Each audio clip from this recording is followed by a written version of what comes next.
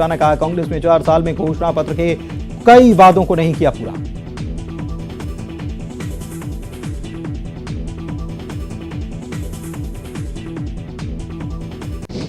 और आइए सीधे आपको इंदौर लिए चलते हैं, जहां पर मुख्यमंत्री शिवराज सिंह चौहान पहुंचे हुए यंग अचीवर्स टाउन हॉल संवाद कार्यक्रम रखा गया है। इसमें मुख्यमंत्री पहुंचे हुए हैं और स्वामी विवेकानंद जयंती के अवसर पर यह संवाद किया जा रहा है। तो ये तस्वीरें आपको हम दिखा रहे हैं सीएम हाउस से लाइव।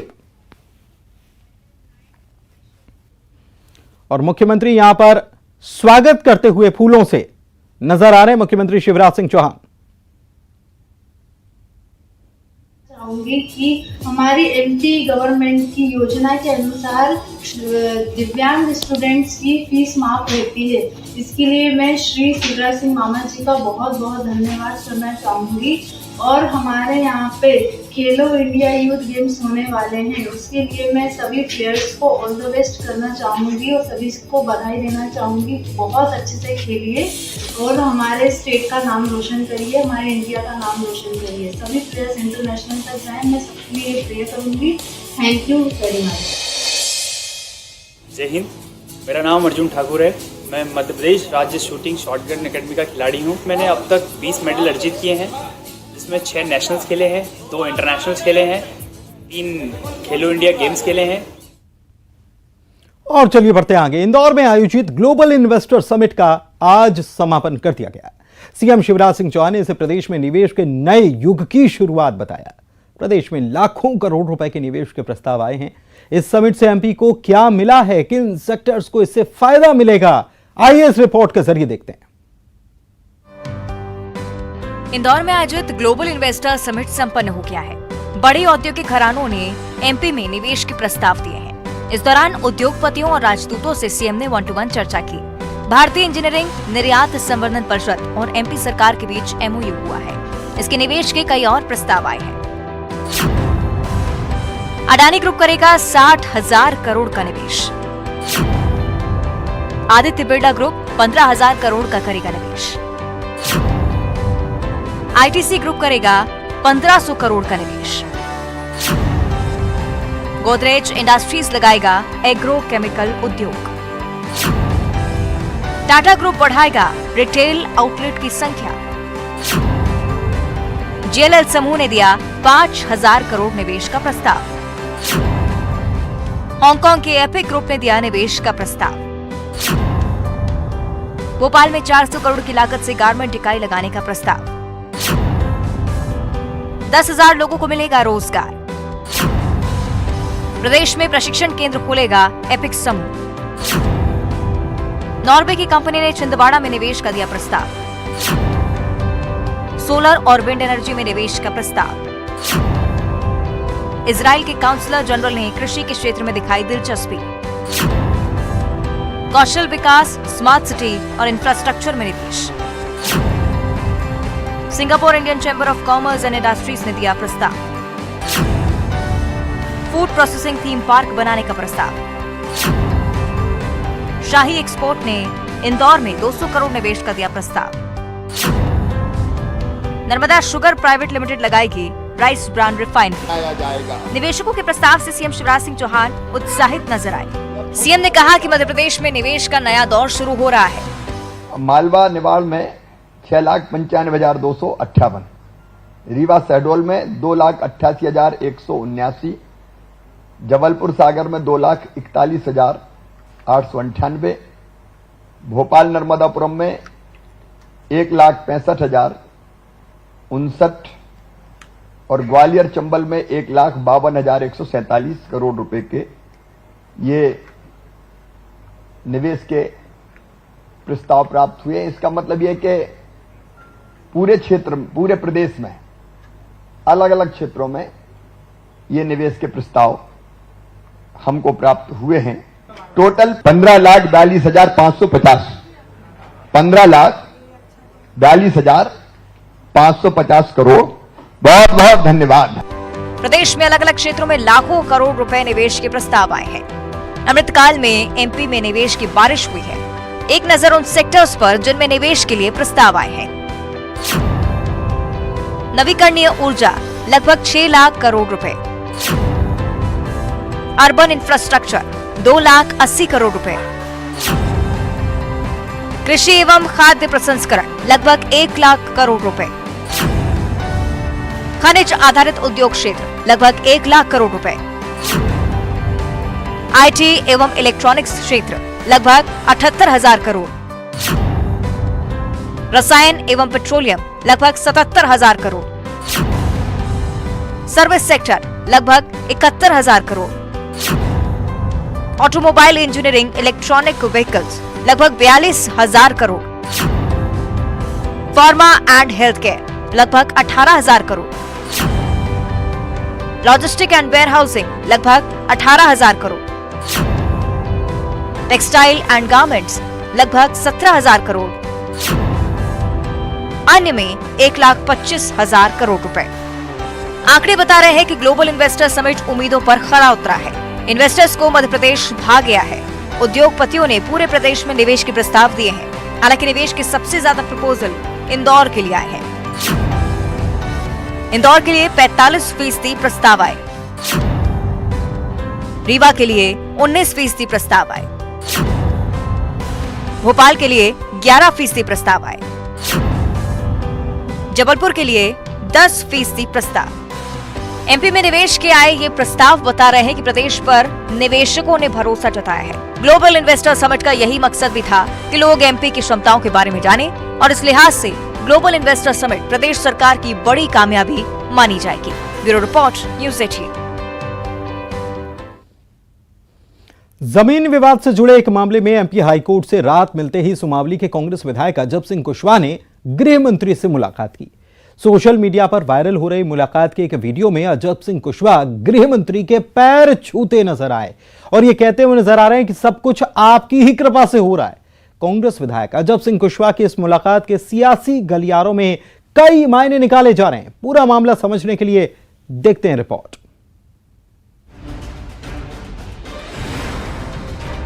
चुनावी साल में सुमालवी के कांग्रेस विधायक अजब सिंह कुशवाहा के गृह मंत्री नरोत्तम मिश्रा से मुलाकात के बाद सर्दी के मौसम में भी मध्य प्रदेश का सियासी पारा गरमाने लगा है और राजनीतिक गलियारों में कई तरह के कयास लगने शुरू हो गए हैं। वहीं अब इस मामले पर खुद गृह मंत्री नरोत्तम मिश्रा का बयान सामने आया है। वहीं गृह मंत्री नरोत्तम मिश्रा ने इस मामले को लेकर कांग्रेस पर तीखा हमला बोला है, साथ ही सवाल भी उठाए हैं।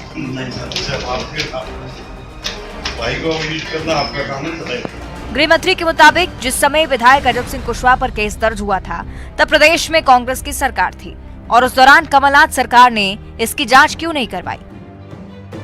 कमलनाथ जी को क्या है, जो भी ज्ञान दे रहे हैं ना, वो तथ्यों के अभाव में ज्ञान दे रहे हैं। उनकी सरकार 15 महीने रही थी ना, अगर कोई झूठा केस था तो वापस क्यों नहीं कराया? आपके नेता पे था, आपके विधायक पे था। ऐसे करके विषयांतर नहीं करना चाहिए, उनको खुल के मदद करना चाहिए थी अगर झूठा भी आपको लग रहा था तो। वहीं कांग्रेस ने इस मामले को लेकर बीजेपी पर निशाना साधा है। कांग्रेस का कहना है कि केस लगाना और प्रताड़ित करने का रास्ता ही अब बीजेपी के पास बचा है। इसे चुनाव में जीत नहीं मिल सकती। देखिए, मध्य प्रदेश के गृह मंत्री हैं और किस संबंध के अंदर वो उनके पास गए, एक विधायक जाता है अपने क्षेत्र की समस्याओं को लेकर। अजब सिंह कुशवाहा जी क्यों गए हैं इसकी जानकारी हमें नहीं है, वो खुद बता सकते हैं, इसके ऊपर स्पष्ट कर सकते हैं। लेकिन मध्य प्रदेश के अंदर जो डर का माहौल बनाया जा रहा है, जनप्रतिनिधियों को डराने के लिए उनके ऊपर मुकदमे दर्ज किए जा रहे हैं बार बार, तो मुझे लगता है कि इस संबंध में, इस विषय के अंदर गृह मंत्री जी को विचार करना चाहिए कि ये मध्य प्रदेश है। इस तरह से राजनीतिक जो दुश्मनियां होती हैं, राजनीतिक जो परेशानियां, समस्याएं और आपस के अंदर द्वेष होते हैं, उसको चलते वो कार्रवाई करना बंद कर दें।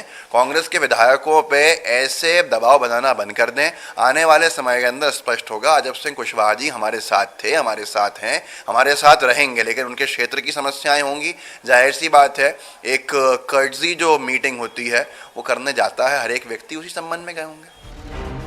आपको बता दें कि साल 2018 में चुनाव में सिंधिया समर्थक एंदल सिंह कंसारा ने कांग्रेस से चुनाव लड़ते हुए बीजेपी से अजब सिंह कुशवाहा को हराया था। बाद में सत्ता बदली तो कंसारा बीजेपी में शामिल हो गए। और 2020 में उपचुनाव हुए तब कुशवाहा ने कांग्रेस का दामन थाम लिया था। उपचुनाव में कुशवाहा ने कंसाना को हराया। कोर्ट से राहत मिलने के बाद सामने आई अजब सिंह की नई तस्वीर कई सवालों को भी जन्म दे रही है। भाई को करना आपका काम है। ऐसे में सबसे बड़ा सवाल ये कि क्या विधायकों के पार्टी छोड़ने से परेशान कांग्रेस को एमपी में एक और बड़ा झटका लग सकता है? क्या कांग्रेस विधायक अजब सिंह कुशवाहा की घर वापसी हो सकती है? इन सवालों का जवाब तो आने वाला वक्त ही बताएगा, लेकिन एक बात तो तय है कि इस मुलाकात ने राजनीतिक पंडितों को कई तरह के कयास लगाने पर मजबूर कर दिया है।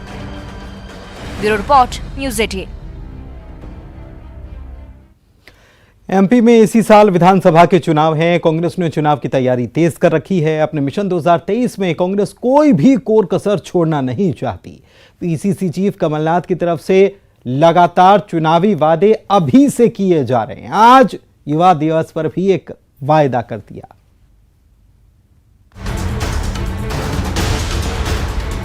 एमपी में चुनावी साल है और इस चुनाव में वादों की बड़ी अहमियत होती है। प्रदेश की सत्ता में वापसी के लिए जोर लगा रही कांग्रेस इस बात को समझती है। पूर्व मुख्यमंत्री कमलनाथ लगातार जनता से वादे करते आ रहे हैं और एक बार फिर कमलनाथ ने वादों की झड़ी लगाई है। राष्ट्रीय युवा दिवस के मौके पर कमलनाथ ने प्रदेश के युवाओं को फोकस कर एक के बाद एक कई ट्वीट किए या यूं कहें वादे किए। प्रदेश में सरकारी भर्तियां ठप रहने का आरोप लगाते हुए चिंता जताई। कांग्रेस की सरकार बनने पर खाली पदों पर युवाओं की सीधी भर्ती प्रारंभ कर 6 महीने में पद भरने की बात कही। इसके साथ ही लंबित परीक्षा परिणाम 3 माह में घोषित करने और चयनित अभ्यर्थियों के लिए आयु सीमा में छूट देने जैसे वादे भी किए। कमलनाथ के इन वादों पर सियासत गर्मा गई है। बीजेपी ने कहा है कि रोजगार के मामले में कमलनाथ का काला अतीत है। 15 महीने की कमलनाथ सरकार में एक भी रोजगार नहीं दिया गया। ढोल और बैंड बजवाने को स्किल डेवलपमेंट बताया। देखिए, रोजगार के मामले में श्रीमान कमलनाथ जी का काला अतीत है। अब का भी और तब का, जब ये केंद्र में मंत्री थे तब भी इस मध्य प्रदेश के हों या देश के कारीगरों का, यहाँ के स्किल्ड लोगों का रोजगार मारने का काम इन्होंने नीति बदलने के तौर पर किया था और आयात बढ़ाने का काम इन्होंने किया था चाइना से। दूसरा, मध्य प्रदेश में 15 महीनों में कमलनाथ जी मुख्यमंत्री रहे, एक सरकारी नौकरी नहीं दी। स्किल डेवलपमेंट के नाम पर ढोल चराने और बैंड बाजे बजाने का स्किल डेवलप करवाना चाहते थे। इन्होंने तत्कालीन शिवराज सिंह चौहान जी की सरकार के लाखों रोजगार के प्रपोजल को भी बंद करने का काम किया और उसका करोड़ों रुपए की राशि को उन्होंने डाइवर्ट करने का काम किया, उसको हेड चेंज करने का काम किया। ये काला अतीत रोजगार के नाम पर रखने वाले हैं। इनको कोई हक नहीं है, इनके पास में कोई अधिकार नहीं है कि इस बारे में कुछ बात करें। रोजगार को लेकर कमलनाथ के वादों पर बीजेपी हमला बोल रही है। बीजेपी के आरोपों पर कांग्रेस ने पलटवार किया है। कांग्रेस का कहना है कि बीजेपी सरकार ने युवाओं को छला है। रोजगार के नाम पर कोरी घोषणाएं की गई हैं। कांग्रेस का कहना है कि जैसा कमलनाथ कह रहे हैं, प्रदेश में सरकार बनने पर कांग्रेस अपना वादा पूरा करेगी। मध्य प्रदेश की धरती के ऊपर शिवराज सरकार ने सिर्फ और सिर्फ युवाओं को ठगने का काम किया है। मध्य प्रदेश के अंदर जो छलावा हुआ है, छल कपट हुआ है, इस प्रदेश के युवाओं के साथ हुआ है, हर वर्ग के साथ हुआ है। रोजगार के नाम के ऊपर उनको सिर्फ कोरी घोषणाएं की गई। अब कमलनाथ जी ने सीधे तौर के ऊपर जो बात कही है वही हमने 2018 के अंदर करना शुरू किया था। रिक्त पदों की जानकारी लेके विभागों से रिक्त पदों को 6 महीने के अंदर भरने का काम करेंगे। ये हमारा वादा रहा है और हम अपने वादों पर खरे उतरने वाले हैं। कमलनाथ जी की सरकार ने ये करके दिखाया है कि हम अपने वादों में पूरा उतरते हैं। जिस तरह से जो परीक्षाएं रुकी हुई हैं, जिससे रोजगार मिलना है, उन परीक्षाओं को हम 3 महीने के अंदर वापस करवाएंगे। और ये वचन किसी और का नहीं है, ये कमलनाथ जी का वचन है, कांग्रेस पार्टी का वचन है। कमलनाथ जी के वचन को जनता भी जानती है, युवा भी जानती है। आज युवा दिवस के ऊपर हर एक युवा मध्य प्रदेश का इंतजार कर रहा है कमलनाथ सरकार बनने का, ताकि उनको रोजगार मिले और शिक्षा करने के बाद, शिक्षा के क्षेत्र से बाहर निकलने के बाद वो अपने घर को चलाने में सक्षम बने, ना कि वो एक नाकामी जिंदगी देखें जो शिवराज सरकार ने उनको दी। रोजगार एक ऐसा मुद्दा है जिसे लेकर हर राजनीतिक पार्टी वादे करती है। कमलनाथ भी कर रहे हैं। बीजेपी इनके वादों को झूठा साबित करने में जुटी हुई है, तो कांग्रेस बीजेपी पर निशाना साध रही है। न्यूज़ 18 के लिए भोपाल से वासु चौरे की रिपोर्ट। स्वामी विवेकानंद हमेशा से युवाओं के लिए प्रेरणा रहे हैं। उनकी जयंती पर हम आपको ग्वालियर के युवाओं की एक ऐसी टीम के बारे में बताने जा रहे हैं जिन्होंने विवेकानंद जी के बताए रास्ते पर चलकर कई बेसहारों को सहारा दिया, सहारा बनने का काम किया।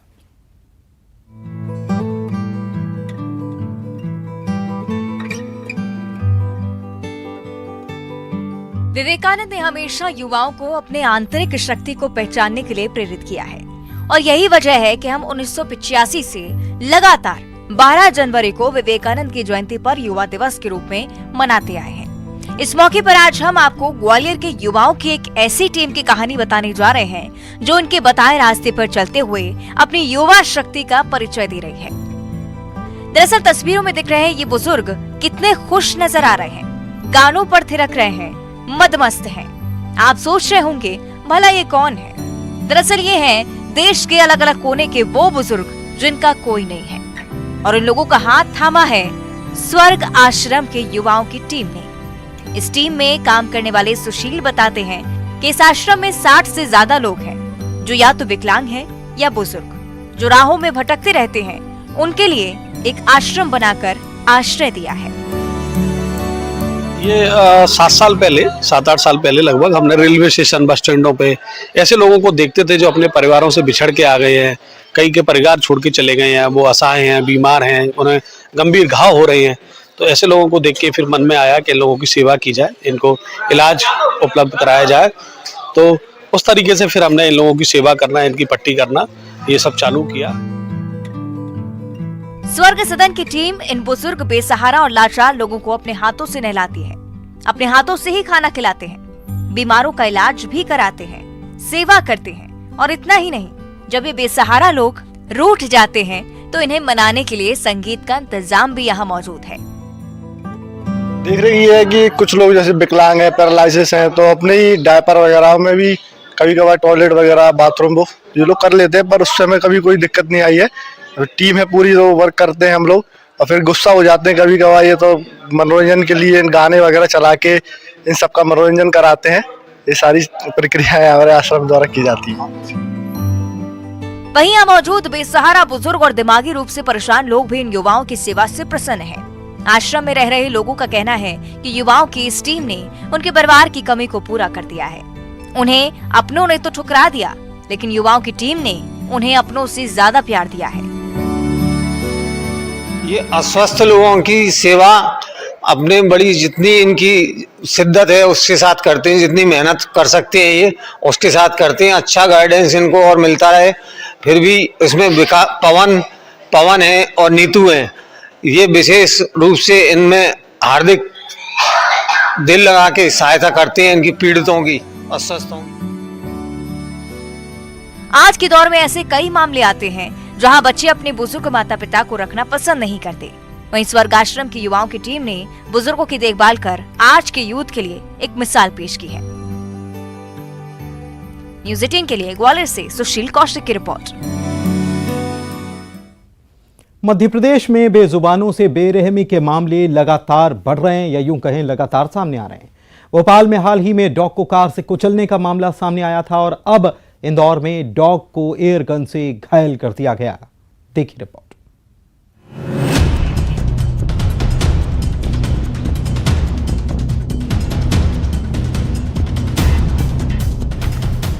कहते हैं कुत्ते इंसानों के सबसे अच्छे साथी होते हैं। अपने मालिक के प्रति उनकी वफादारी की मिसालें दी जाती हैं, लेकिन ये तस्वीर देखिए, इंसान अपने वफादार साथियों के साथ कैसे हैवानियत भरा सलूक कर रहा है। बेजुबानों से बेरहमी की ये तस्वीरें दिल को दहला देने वाली हैं। इस कुत्ते के सीने पर नजर आ रहा ये जख्म इंसान और जानवरों का फर्क मिटा रहा है। इस कुत्ते को एयर गन से गोली मारी गई है। घटना इंदौर की है। यहाँ एक शख्स ने कुत्ते को एयर गन से गोली मारकर कुत्ते को घायल कर दिया। इस मामले की शिकायत पुलिस में दर्ज कराई गई, जिसके बाद पुलिस ने आरोपी को गिरफ्तार कर लिया है। पशु क्रूरता की ये कोई पहली घटना नहीं है। इससे पहले भी प्रदेश में ऐसे कई मामले सामने आए हैं। हाल ही में भोपाल में डॉग से बेरहमी का मामला सामने आया था। यहाँ कुत्ते को कार सवार ने कुचल दिया था। ये घटना सीसीटीवी कैमरे में कैद हो गई। इन तस्वीरों में देखा जा सकता है कि बेजुबान सड़क पर खेल रहे हैं। पास ही में कार खड़ी है जो इस डॉग को कुचलते हुए आगे निकल जाती है।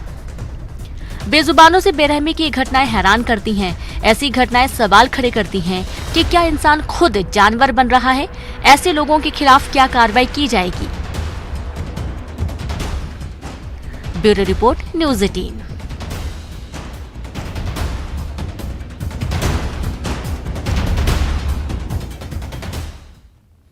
और इसी के साथ इस बुलेटिन में फिलहाल इतना ही। नमस्कार।